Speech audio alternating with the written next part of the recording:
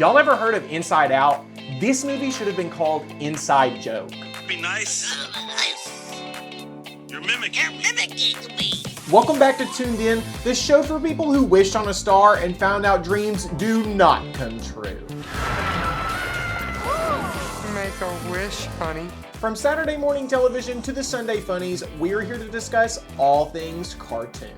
Today we're going to talk about Disney's 100th year of animation and the animated feature film that they created to commemorate the event, Wish.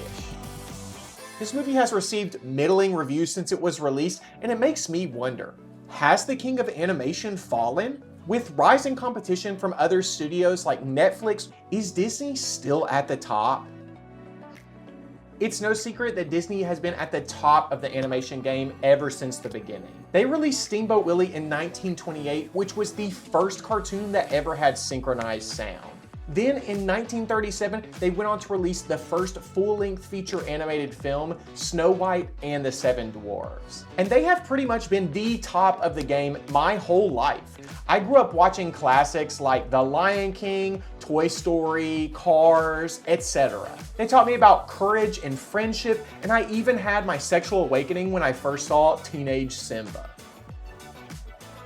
In the past couple years though, Disney's focus has shifted away from animation and more around becoming a media empire. They've been creating TV shows and movies, running a streaming service, and buying up IPs left and right.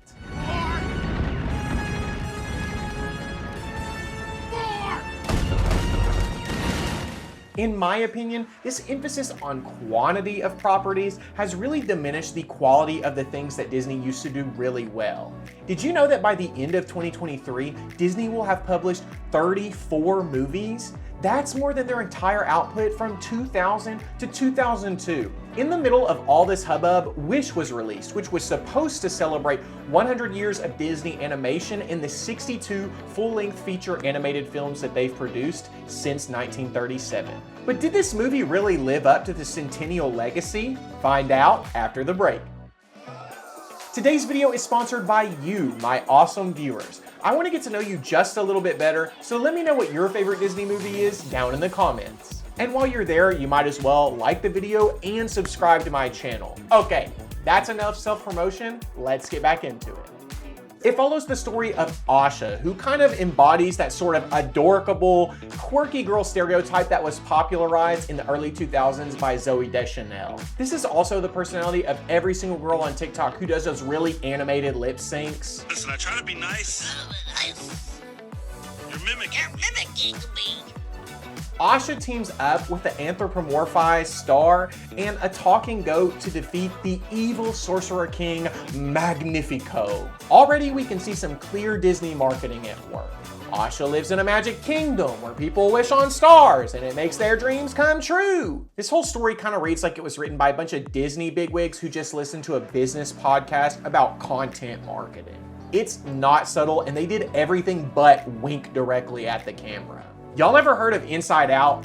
This movie should have been called Inside Joke. The main goal of Wish was clearly to trigger some nostalgia in Disney fans and not convey any sort of message. Because of this, critics gave the movie middling reviews on Rotten Tomatoes, including my favorite review written by the Boston Globe's Odie Henderson.